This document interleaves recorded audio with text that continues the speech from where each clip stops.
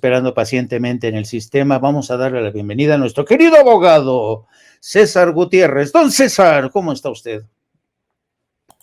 Jaime, un placer saludarte como siempre. Solo te vas a dar cuenta que soy una persona muy decente, pero cuando estoy con Ramiro me transformo. Te metamorfoseas, vaya. Sí, sí, sí. Oye, querido Guillermo, mira, yo quisiera no desaprovechar ya de entrada, tú sabes que ahora sí que se lo voy a pedir a la querida Adri, pon otra vez lo de Manuel Espino, es que de verdad, fíjate bien, querido César, lo que dice Manuel Espino aquí. Tiene una lógica como la que trae el presidente López Obrador en mente. Entonces, lo que yo vengo a plantear es que nos abramos a la posibilidad de los acuerdos, no de cualquier manera, no con cualquiera, y que no materialice los acuerdos tampoco cualquiera. No es seguir el criterio, como me han dicho, es que eso es aplicar el criterio que el fin justifica los medios. No, no es eso.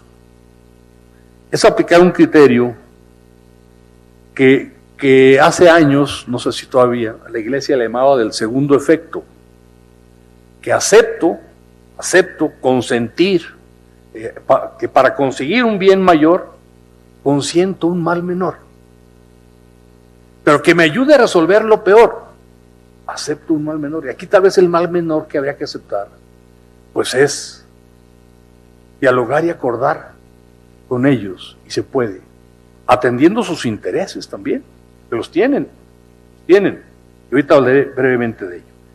Entonces, es aceptar, la propuesta se reduce a aceptar la posibilidad de acordar con ellos. Yo le dije al secretario de Gobernación que la propuesta que puse en sus manos, yo iba a buscar la manera de hacerla llegar a algunos de los grupos del crimen organizado en México. Y logré hacerla llegar, algunos. Y solamente recibí respuesta de 2. Si esto se hace en México, entramos. Estamos en esa tarea. No quiero abundar más porque luego sí, pueden acusar de indiscreto. Fíjate, César, bueno, primero dice esto, resulta ser que efectivamente hace aproximadamente 3 meses le presentó esta propuesta a Dan Augusto y dice que también conversó con la secretaria de Seguridad y que cuando se lo comentó a la secretaria de Seguridad, pues ya te podrás imaginar, lo reconvino, lo regañó, y él insistió sobre la posibilidad, los beneficios. ¿Qué te parece esta propuesta de Manuel Espino? Híjole, Jaime, yo creo que es la propuesta más estúpida que he escuchado en mi vida. Es una propuesta cínica, es una propuesta de claudicación por parte de un gobierno para terminar haciendo, en pocas palabras, del crimen organizado una forma de vivir en donde reconoces que no tienes la capacidad y tienes que llegar y pactar, pero ya abiertamente, con un grupo criminal. Recordemos que esto sí lo hizo, ¿no? O en lo oscurito o bajo la mesa durante muchísimos años el PRI, ¿no? Lo que hacía era utilizar a lo mejor la famosa federación. O que después, la famosa Pax Mafiosa. Así es, que después fue llamada la empresa en los tiempos de los panistas, ¿no? En donde ellos dividían el país en diferentes territorios y por eso existen diferentes carteles de la droga, ¿no? Donde había un jefe de jefes, que era Miguel Ángel Félix Gallardo, y que él a su vez dividía, ¿no? En las diferentes regiones del país a cuáles eran los grupos criminales que él podía controlar. Pero que ya abiertamente un político salga a decir que él está llevando una propuesta en donde el gobierno federal claudique y termine haciendo ya de forma directa por buscar un bien superior, el que se pacte con los criminales y que además él levante la mano y se ofrezca, lo único que está diciendo es que él tiene relaciones con criminales y que cree que puede llevar a buen puerto y que aparte quiere que todas las demás personas seamos cínicos. Pues entonces, ¿para qué estudiamos, no? Como como abogados, si pues yo puedo llegar y negociar con la autoridad y decir, pues entonces déjeme ser abogado de ellos y lo único que hago es convertirme en un gestor, ¿no? Creo que es la propuesta más estúpida y cínica que he escuchado en mi vida y que aparte le falta respeto a todos los policías, militares y marinos que han ofrendado su vida en este país en la lucha contra el narcotráfico y en la lucha contra el crimen organizado.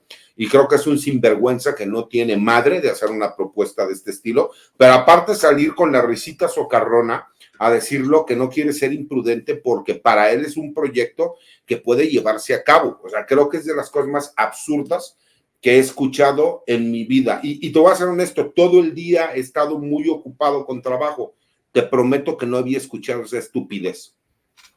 No, es que se saltó por la tarde y realmente, pues, las reacciones ya te podrás imaginar. Ayer Mi duda mismo... es, ¿en dónde está él haciendo la declaración? Porque veo que está, no sé si está en el Senado o en la Cámara, o en dónde, porque lo veo que está en algún foro. Porque se me hace, bueno, se me hace lo más estúpido y absurdo que he escuchado, porque es una falta de respeto para todas las personas, todos aquellos jueces que han fallecido en cumplimiento de su trabajo, todos los policías, todos los militares, todos los marinos, todos los agentes del Ministerio Público, todos los daños colaterales que le llamaban los panistas a las personas que han fallecido por estos delincuentes y de repente llegar y decir, es que fíjense que para buscar un bien mayor vamos a negociar con ellos. No tiene madre, por el amor de Dios. No, y además, imagínate tú, si esta propuesta o sugerencia la abraza el presidente, que por cierto, ayer mismo el presidente dijo que frente al crimen organizado, él pintaba su raya. Pero imagínate que esto, porque siempre ha habido estos rumores de que el gobierno de López Obrador tiene vínculos con el crimen organizado, lo han dicho, se han cansado de decirlo tanto la Lili Telles como la Xóchitl Gálvez y la Kenia Rabadán, pero imagínate las señales de alarma que esto podría desatar en Washington, ¿no? Y como tú dices, que a mí se me hace quizá la parte más insultante, a aquellos militares que han dado su último sacrificio por la patria, ¿no? Sería una cosa estúpida. Lo bueno es que... Y también cuántos policías, o sea, hay que entender, es cierto que tenemos un problema de policías en México, pero también hay muchos que sí son entrones y que sí son derechos y sí quieren hacer su trabajo. Y todos los civiles que han sido secuestrados, que han sido asesinados, te lo juro que, bueno, ya me dio coraje, ya hasta me dolió el estómago. Te lo juro que no lo había escuchado. Todo el día estuve, yo ayer tuve un problema, me tuvieron que operar de una muela, no, antier me parece fue el martes, y la verdad es que, pues, por la necesidad de que tengo que corretear las pensiones, no, pues me fui a trabajar y todo el día estuve muy ocupado. No había escuchado esto, Te lo juro que se me hace la propuesta más estúpida que he escuchado en mi vida. No, sí, la verdad es que yo creo que, y no se la va a acabar, ¿eh? Bueno, y te propongo también otro tema. Hoy el presidente se mostró muy vehemente, yo diría que indignado, por esta nueva propuesta que presenta el magistrado Luis María Aguilar sobre la detención de oficio, la detención oficiosa. Y la prisión preventiva oficiosa. Exacto. Adri, ¿tenemos por ahí la reacción del presidente a esto?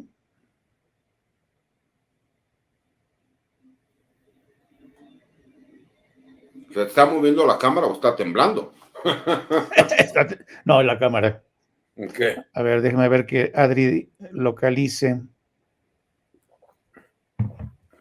Fíjate que incluso ahorita estuve en una entrevista con Canal 21, donde estábamos hablando precisamente de ese tema, ¿no? De la prisión preventiva oficiosa y esta nueva propuesta del ministro Aguilar, ¿no? Entonces, ¿Qué te parece? ¿Qué te parece? Mira, el problema no es la propuesta como tal, el problema es la prisión preventiva es una medida cautelar. Eso todos lo entendemos. La prisión preventiva no va a desaparecer. Lo que quieren, y hay que ser muy claros, quieren ir en contra de lo que dice el artículo 19 constitucional. El artículo 19 constitucional nos da un catálogo de delitos, el cual ese catálogo de delitos nos menciona cuáles se consideran delitos graves y por los cuales se tiene que determinar prisión preventiva oficiosa, o sea, obligatoria de oficio, ¿no? Y ahí no puede emitir una opinión el juez y la fiscalía tiene que hacer la imputación y la persona que es imputada por ese delito de forma automática tendrá que tener la medida cautelar de prisión.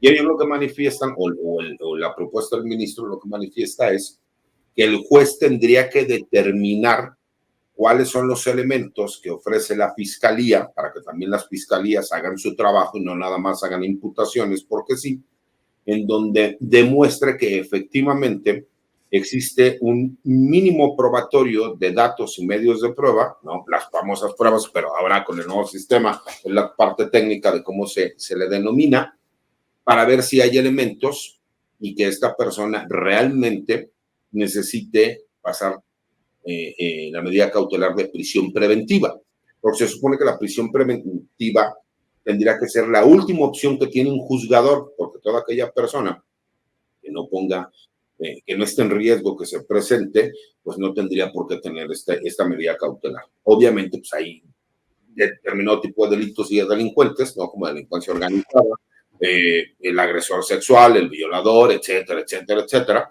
¿no? En donde pues las víctimas pueden estar en riesgo y por supuesto que se justifica esa parte. ¿Cuál es la problemática, mi querido Jaime?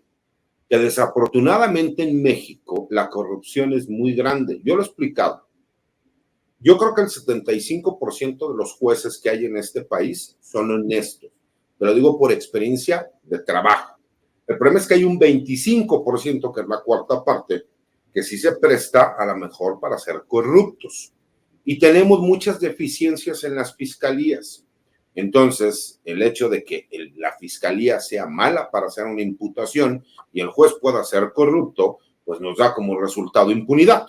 Y ese es el problema que tiene y el miedo que tiene el gobierno federal, porque el anterior proyecto que hizo el ministro, el problema es que él quería opinar sobre lo que dice el artículo 19 constitucional, decir que no tendría que ser la prisión preventiva de oficio y que tendría que ser siempre justificada porque un juez es el que la tendría que determinar. Y obviamente los demás ministros estuvieron de acuerdo que la prisión preventiva oficiosa es violatoria de derechos humanos, pero el Poder Judicial no tiene atribuciones de legislación, o sea, ellos no pueden legislar sobre las leyes, no pueden decir y cambiar un artículo de la Constitución.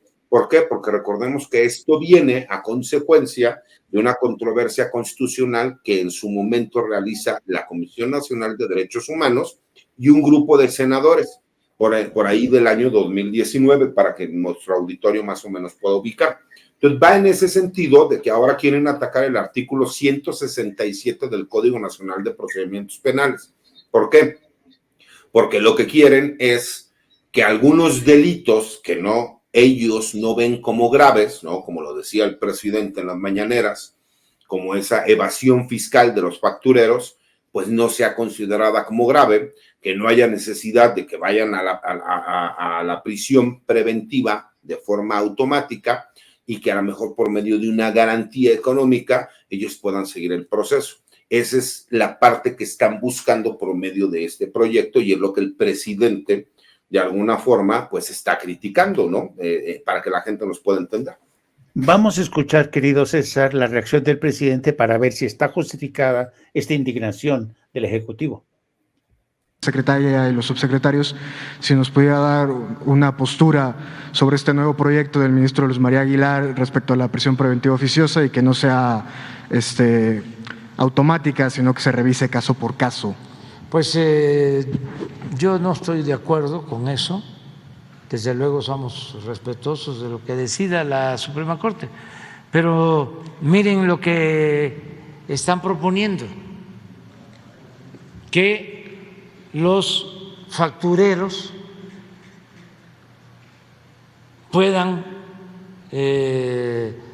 salir de la cárcel.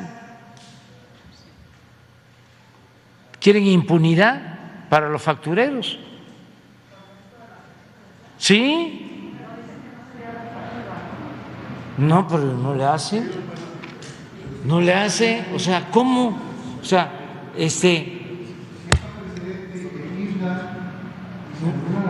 pues sí, la Corte otra vez, sí, pero además, de veras, es vergonzoso. ¿Cómo proteger a delincuentes nada más porque son potentados o de cuello blanco? ¿Qué no tienen otras cosas que hacer? ¿Qué no hace falta que haya justicia para el pobre? ¿Por qué solo están dedicados a proteger a los potentados y además corruptos? Nos costó muchísimo el que se tipificara como delito este tipo de defraudación fiscal. Era vergonzoso lo que sucedía, si hasta han quedado sin castigo quienes se dedicaban a promover la evasión fiscal, despachos fiscales con facturas falsas, haciendo transacciones millonarias, ofreciendo, tú tienes que pagar tanto a la hacienda pública, tienes que pagar 100 millones, pero si me das 1 millón, yo me encargo, con facturas falsas, de que no pagues. Y eso es lo que quieren ahora, que aceptemos. Y lo envuelven, ¿no?, en el lenguaje leguleyo de decir no a la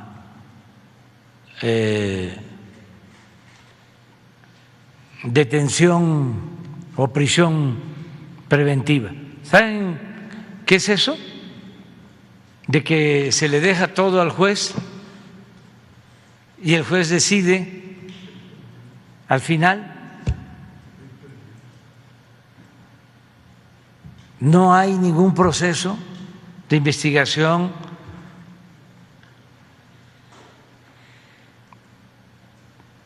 Qué bien que me tocaste ese tema, porque hasta me sorprendí cuando me lo dijeron. Pues ahí tienes, César, lo que tú decías. Puede ser que una inmensa mayoría de jueces sean honestos, pero siempre hay un porcentaje que se convierte en un resquicio, que siempre va a aprovechar quien tenga más recursos, mejores abogados, y generalmente los que tienen más recursos y más abogados, pues son los machuchones, como dice el presidente. Pero fíjate, Jaime, lo más curioso es lo que yo les decía, se supone que los jueces te tocan por turno, ¿no? Llega tu asunto y el juez que le corresponde al siguiente, haz de cuenta, es al que le toca. Y curiosamente, cuando están buscando jueces de consigna, siempre les toca a los mismos jueces, ¿no? O sea, aquellos que sí son corruptos y que sí le entran a hacer negocio y todo lo demás, son los que les tocan ese tipo de asuntos. Y yo no creo en las coincidencias, ¿no? Yo te voy a ser muy honesto, Jaime. Yo no estoy de acuerdo en la prisión preventiva oficiosa como tal. Sí. Por una cuestión, porque desafortunadamente he visto a muchísimas personas inocentes que tienen que llevar sus procesos en prisión y que después de 1 o 2 años, aunque este sistema supone que no es así, pero como uno tiene que tratar de fomentar, llevar los datos de prueba y los medios de prueba para desahogarlos, puedes demostrar la inocencia de tu representado o de tu cliente. Y entonces salen con un, ay, usted disculpe, ¿no? Desafortunadamente. ¿Cuál es el problema de las leyes y por qué es tan importante que no exista corrupción? Porque es como las leyes de lavado de dinero. Los grupos criminales, ellos de todas maneras lavan en escala internacional miles de millones de pesos y de dólares, pero la gente como nosotros, que un día se nos ocurrió vender nuestro carro, ir a depositarlo en efectivo, porque te dieron más de 100,000 pesos, entonces ya nos metimos en una bronca, porque depositamos 100,000 pesos en efectivo, ¿no? Es lo que yo le explicaba. Las leyes deberían de ser parejas. Entiendo la molestia del señor presidente, porque yo lo he visto y lo he vivido, ¿no? Como se lo ha dicho a mucha gente. Todos hemos conocido a alguien que empezó vendiendo facturas y ahora tiene casa en el extranjero y es multimillonario y no hace nada. Dices, oye, mi cabrón, pues le está robando y me está robando a mí, porque al tú vender facturas para que no paguen impuestos, pues a los que sí pagamos impuestos nos está robando porque nosotros sí cumplimos con nuestras obligaciones. Y entiendo al señor presidente, ¿cuál es el problema de nuestro sistema? Pues que de repente terminan pagando muchos justos por pecadores, ¿no? Y los que sí son unos corruptos son los que se benefician de este tipo de beneficios y la gente de a pie no se podría beneficiar porque entonces necesita que un abogado lo haga valer, porque desafortunadamente la Defensoría de Oficio está rebasada, tienen muchísimo más asuntos de los que pueden defender, los mismos fiscales lo hacen como una cuestión de trabajo, no les interesa saber si son inocentes o no, porque desafortunadamente por medio de circulares les quitan todas las atribuciones que tienen y tú tienes que acusar a fuerzas y aunque veas que no hay un delito, tú ahí ves cómo le haces, pero se lo terminas imputando. Y esa es la realidad de nuestro país, desafortunadamente, mi querido Jaime. Fíjate que es interesante todo, y a mí me encanta platicar contigo de este tema, es porque, pues claro, tú eres un abogado, ¿no? Eres un experto en el tema, pero yo también coincido porque muchas veces este tipo de temas, en un mundo ideal, pues claro, en un mundo ideal sería fascinante que todos los magistrados fueran honestos, que se respetaran las leyes tal cual, ¿no? Pero desafortunadamente no vivimos en un mundo ideal, ¿no? Y claro, muchas veces pagamos justos por pecadores, como tú bien dices, porque tenemos un sistema legal excesivamente punitivo, ¿no? Punitivo que a todos, de repente todos nos convertimos en sospechosos habituales, ¿no? Si, como tú dices, vendes un automóvil, te dieron 100,000, lo depositas y pues, ¿de dónde salió esto? ¿No? A ver, señor, usted está lavando dinero, ¿qué pasa? Y a mí me pasaba mucho tiempo, querido César, que cuando yo vivía en el extranjero, cuando era corresponsal y tenía que mandar dinero para México, a veces me veía obligado a mandar para pagar mis impuestos y mandaba gran cantidad de dólares. Y sabes, me tuvieron que visitar, me tuvieron que auditar para ver si yo estaba lavando dinero. En fin, digo, no, señor, pues yo soy una persona normal, me gano esto, tengo que pagar impuestos en México, tengo que pagar colegiaturas de las escuelas de mis hijos, pero claro, y se van contra nosotros porque nos tratan como sospechosos habituales. Digo, ojalá no tuviéramos que llegar a esto. Yo te entiendo perfectamente como abogado, y yo entiendo porque hay efectivamente, muchos casos de gente que luego se la pasan ahí en el calabozo durante años, ¿no? Pero desafortunadamente nos encontramos ante este tipo de argucias, legaloides. Hay mucho abogado del diablo gandaya que utiliza, ¿no? Desafortunadamente esto para ayudar a una bola de delincuentes. Y ese es el problema, que desafortunadamente lo mejor sería eso, que nosotros tuviéramos jueces exageradamente honestos, próvidos, ¿no? Conocedores de las leyes, que tuviéramos grandes fiscalías, que tuviéramos excelentes agentes del Ministerio Público y que tuviéramos grandes defensores que fueran honestos y vieran realmente por sus clientes. Desafortunadamente no es así. Y esa es la gran problemática que tenemos, por lo cual el gobierno dice, es que no le podemos dar la facultad a los jueces ni a los fiscales de que hagan las imputaciones, porque conociéndoles van a ser, y bien lo dijo el presidente, una persona que va por evasión fiscal o por un robo patrimonial, ¿no? Un fraude de 100, 200 millones de pesos, pues supongamos que a lo mejor uno la arregla con uno, pero la arregla con 10 o con 20, pues ya tiene una gran ganancia, ¿estás de acuerdo, mi querido Jaime? Sí. Y desafortunadamente hay mucha gente que se presta. Entonces, yo, porque a mí me ha tocado al revés, ¿no? Es cierto, yo cobro bien por el trabajo que yo realizo, la verdad es que yo no me puedo quejar, estoy muy agradecido con Dios, porque he tenido éxito en lo que hago y me pagan muy bien por el trabajo que realizo. Pero yo sí tengo un problema, o sea, a mí no me gusta andarle inventando cosas a mis clientes que no, porque se me hace falta de ética. Si yo llego y les digo, te voy a cobrar $1 y yo me vendí por $1 o les cobré 10 millones de pesos, es lo mismo trabajo que yo tengo que realizar. Hay muchos compañeros que, bueno, les gusta hacerlo de ciertas formas, a mí no me gusta hablar mal de mis colegas, ¿no? Porque hay también grandes colegas que son buenos abogados, pero desafortunadamente nos vamos igual con el ejemplo, nos quedamos con la idea de que aunque hay muchos jueces que son honestos y honorables, nos quedamos con la idea de que el que es corrupto, el que es prepotente, igual con el Ministerio Público, con las fiscalías, pues pasa igual con los abogados, ¿no? Sí creo que queda muy claro que la Suprema Corte de Justicia no puede legislar, por eso no pueden atacar el artículo 19 constitucional, y lo que van a buscar es ir por el 167 del Código Nacional de Procedimientos Penales. Ah, interesante. Claro, que es lo que ellos ya en el Código Nacional, que el Código Nacional diga, bueno, pues no es un delito con prisión preventiva oficiosa, porque ellos van a querer armonizar el artículo 19 con el primero constitucional. Recordemos que tenemos un grave problema en México. Nosotros llegamos nada más 60 y tantos años tarde a la repartición de derechos humanos, ¿no? Desde la Declaración Universal de los Derechos del Hombre. Recordemos que nosotros teníamos garantías individuales, ¿no? Y desafortunadamente muchas veces confundimos, ¿no? Y priorizamos el derecho del delincuente o del presunto delincuente sobre las víctimas, cuando se supone que aquí tienen el mismo nivel de protección. Y muchas veces se dice, es que le están violando los derechos al imputado, ¿no? Al acusado.